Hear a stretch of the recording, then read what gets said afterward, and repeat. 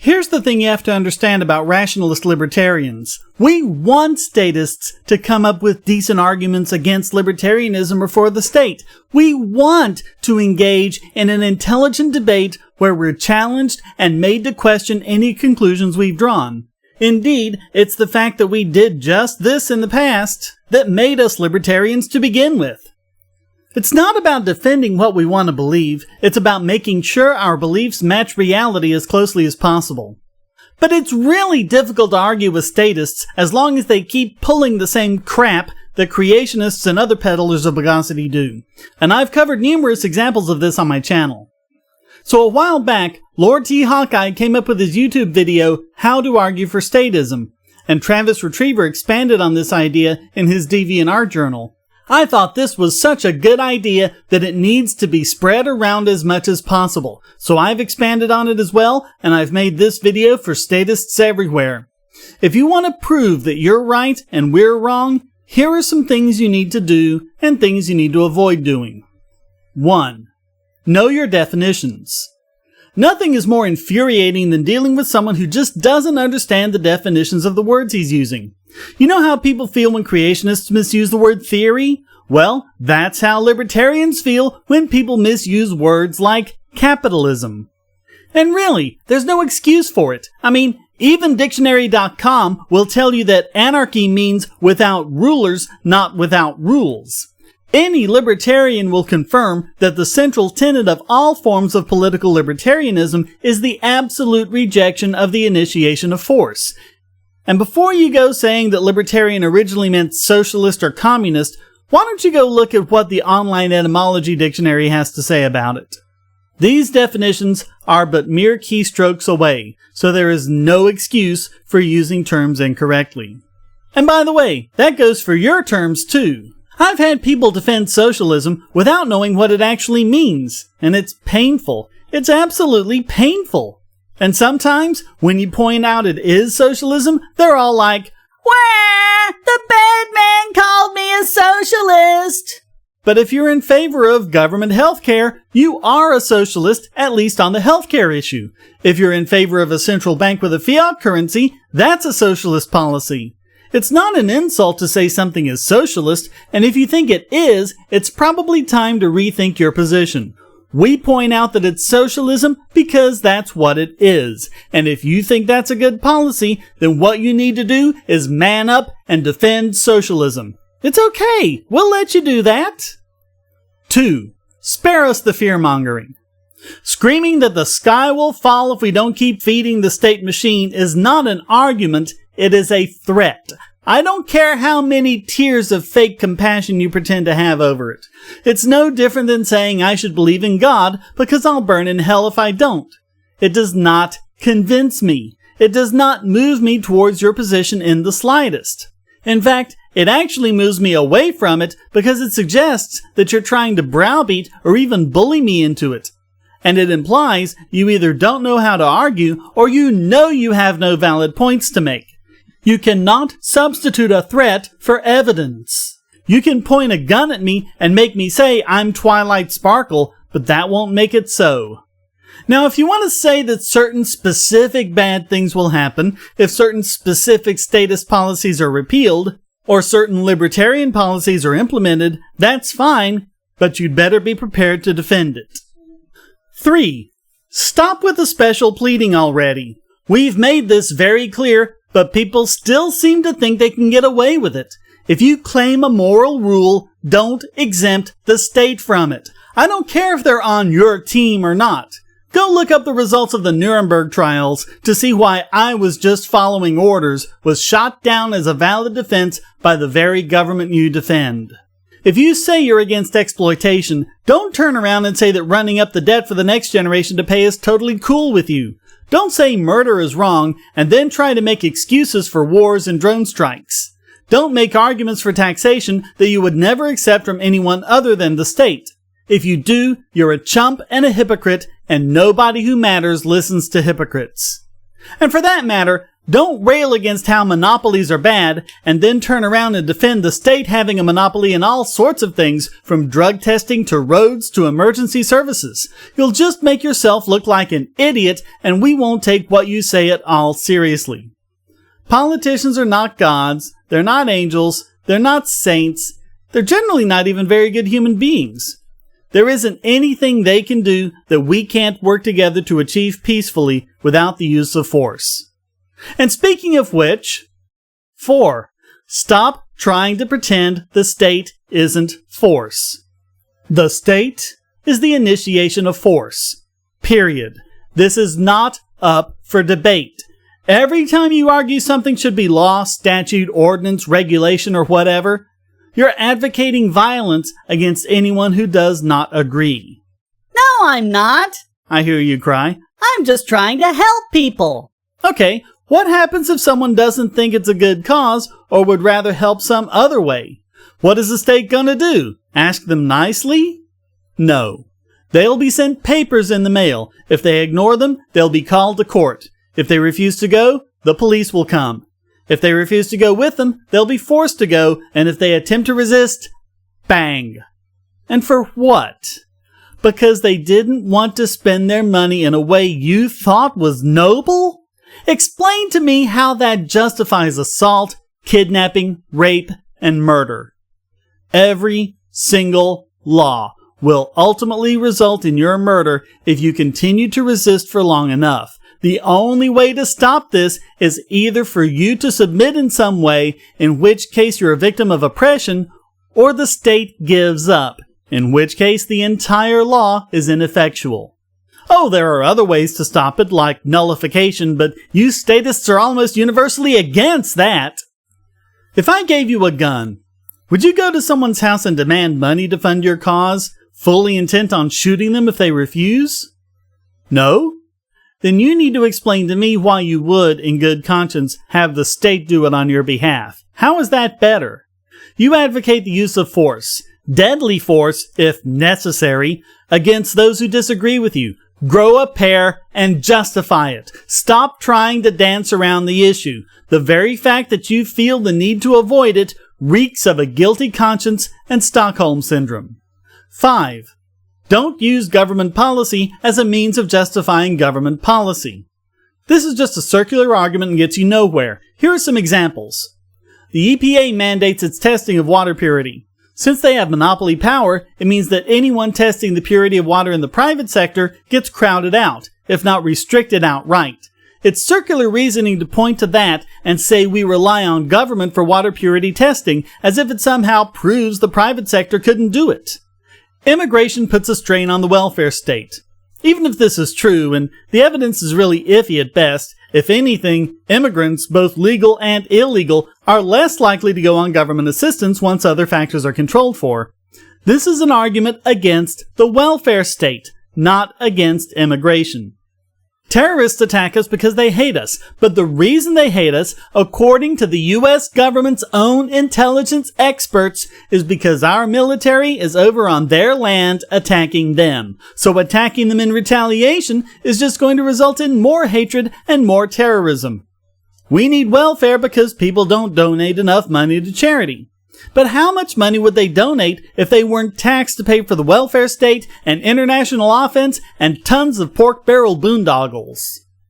6. Stop shifting the burden of proof. This one is simple. Libertarians and anarchists are not making the positive claim. You are. That places the burden of proof on you. So asking us, well, how is your system any better, is just shifting the burden of proof, and you can't prove a negative anyway. It's no different than a theist demanding an atheist present as proof that God doesn't exist. The burden of proof is on you to show how the use of force by the state is justified, just like it's on the theist to prove the existence of their God. As Hawkeye once said, why should I have to disprove anything you never bothered to prove? And just so we're clear, being the status quo is not the same as being proven. You could argue for any number of atrocities, from slavery, the Holocaust, Stalin's purges, the Great Leap Forward, child prostitution, murder of homosexuals, and so on, using that logic. It's bogus when Christians use that argument, and it's equally bogus when statists use it. Knock it off! And by the way, please don't come back with the tired old desperate tactic, But we can prove the state exists. no one is questioning the existence of the state. What we are questioning is the justifications for its use of force and the claims that it and only it can solve certain problems. The burden of proof is on you to show that. When you resort to crap like this, it only shows you to be a dishonest person, and we aren't going to want to deal with you any longer. 7. Ditch the social contract. And keeping number 1 in mind, what I mean is the idea that all this government force is justified because we all agreed to it somehow. The only way someone could possibly think the social contract is valid is if they already agreed to government force and used it as a rationalization. But think about it. What if a private entity had a contract like this and tried to litigate in court? Just imagine it. But Your Honor, he agreed to the agreement. How? He was born into it. Oh, come on. We don't have slavery in this country. Haven't you read the 13th Amendment? Okay, yeah, but his parents agreed to it. Parents can't enter into a contract for a minor. You know that. Your contract would be with the parents, but the minor can cancel it at any time, even after reaching the age of majority. But he didn't. He turned 18 and didn't cancel it. Didn't you hear what I just said? You don't have a valid contract with the parents to begin with, and even if you did, it does not in any way bind the child to agreeing to it. But he didn't actually say he disagreed with it until now. Come on, that's tacit consent, and no court in the civilized world upholds that. He agreed to it because he didn't move somewhere else. I'm this close to jailing you for contempt of court because he didn't move somewhere else? The only way inaction can be considered agreeing to a contract is through estoppel, and you know that doesn't apply here. I think it does, because we fed him and he took the food. So you're saying that a slave agrees to be enslaved when he accepts a meal from his master? Give me a break. 2 days in jail for contempt of court. Bailiff, take him away. It doesn't work. And if you remember number 3, you can't have different rules for your government than there are for the rest of us. If it's wrong for any of us to do it, it's wrong for government to do it. Period. Not to mention the fact that no one can show you this contract when you ask for it. You have to at least be able to look at a contract and see what the terms are before you can be said to have agreed with it. Also, a contract requires a meeting of the minds. But how does this imaginary social contract work? You're one side, the government is the other side. The government can throw you in jail if you don't follow the contract. But what about when the government doesn't follow it? Do the cops get thrown in jail when they don't protect you? Or even when they bust down your door on a mistaken drug raid and shoot your dog? No! The Supreme Court ruled in Warren v. D.C. that the police are under no obligation to provide you with police services when you call them. Cops all over the country are arresting people for videotaping them in the line of duty, even though there's not a single law against that anywhere, and none of them have been punished or even successfully sued for it. Not only that, cops were caught on video beating a mentally disabled homeless guy to death, and they still got away with it. And when people like Chelsea Manning and Edward Snowden make the people aware of the atrocities their government has committed, even the government with the Constitution, the government of the land of the free and the home of the brave, calls them traitors and puts them in prison or leaves them in exile in another country, while absolutely nothing at all happens to the government agents who committed these atrocities or spied on Americans in abeyance of the Fourth Amendment. Also, let's not forget number 4. Government forces you to adhere to this contract. If that ever happens with a real contract, it's called duress, and the whole agreement is void. And government claims to be able to change the terms of this contract at any time, for any reason, without your consent. No contract which operates this way is valid. And what happens when there is a conflict? Who makes the decision as to who's in the right and who should be punished? That's right, the government. So, government gets to claim that the contract exists, not show you what it says, change the terms as they go along, can punish you for it at any time, aren't accountable for holding up their end of the bargain, and also decides which side is right and wrong whenever there's a conflict. Great scam if you can get in on it. Otherwise, it kinda sucks. 8. Stop calling us the hypocrites. We've already shown the hypocrisy of statism with number 3, so you need to stop doing that if you want to convince us. By the same token, stop calling us hypocrites just because we do things like drive on the roads. As long as government has a monopoly over the roads or whatever it is you're talking about, as long as they get to use force to make people comply with their policies, it cannot be said to be in any way our choice. And it's especially egregious when the state starts harping on about exploitation in the free market. A worker is exploited even when there are other businesses he could be working for. Consumers are exploited even when there are similar products on the shelf from other companies. Your so-called monopolies aren't even real monopolies. Standard Oil only got more than 65% of the market for a few years and never got 100%. You could always get a computer that didn't have a single byte of Microsoft software on it. Really, the only time we see monopolies is when the state gets involved, such as local cable or power companies. Sorry, but you don't get to claim you're exploited because you bought one of several options of products, or took one of several jobs you had the option to take, or even the option of not working for anyone and starting your own business, and then turn around and say the libertarian is being hypocritical for using the roads because government declared eminent domain over all common law rights of way. That is the exploitation. That is when we don't have the choice. 9.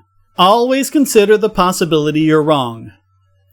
In the last episode of the second series of Cosmos, Neil deGrasse Tyson said, "It's okay not to know all the answers. It's better to admit our ignorance than to believe answers that might be wrong. Pretending to know everything closes the door to finding out what's really there." Understand, this is exactly what we see the government doing. Every single time, no matter what the problem is, government and the statists who defend it claim to have the answer. Whether the problem is medical, economic, industrial, environmental, or international. Whether it's building the roads, fighting fires, drilling for oil, running a small business, or even just raising your children. Government presumes to know what's best to the point where it will send men with guns after you if you disagree and try to do your own thing. Anytime someone says the government might be wrong, they're met with, "But who will build the roads? Why do you hate the poor? You're anti-American, so I guess you'd be fine with people just letting your house burn down," and so on. These are not defenses of the state. They are the assertions that the state and you are 100% correct and any disagreement must be wrong simply because it is a disagreement. The state gets defended just as fervently and just as fallaciously as any religion. Admitting you could be wrong does not weaken your position. In fact, believe it or not, it's quite the opposite. I know it sucks to think of the possibility that you were wrong for so long, when you have so much time and emotion and money invested in it. And if you're proven wrong, it's embarrassing.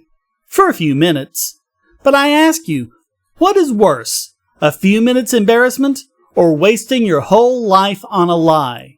You only have but one life after all. 10. Stop getting mad at us. We weren't the ones who lied to you about political policies.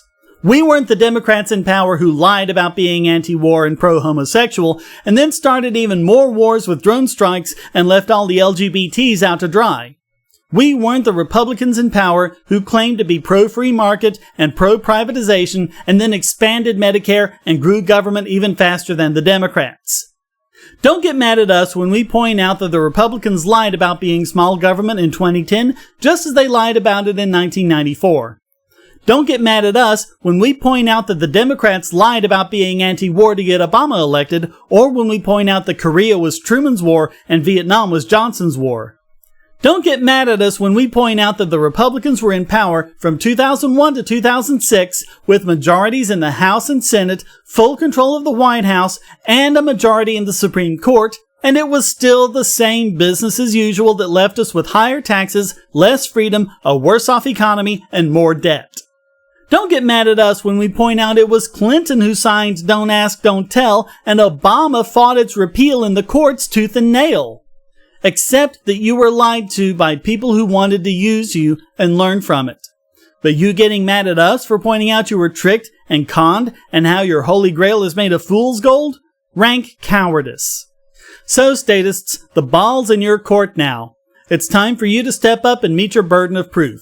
No Chicken Little scaremongering, no lifeboat scenarios, no who will build the roads, no making ridiculous demands of us that you could never meet yourself. Just explain how statism can work. explain how the initiation of force is justified to implement your pet policy. And I'm planning some future videos in this series to challenge you on specific subjects, to get you to try and criticize libertarianism in a rational way, using the tools of skepticism, the way I've been criticizing statist policies for years. Yeah, no doubt about it, statists, your free ride is over. Time to step up. We're waiting. We're waiting right here. And we have as much time as it takes. Well...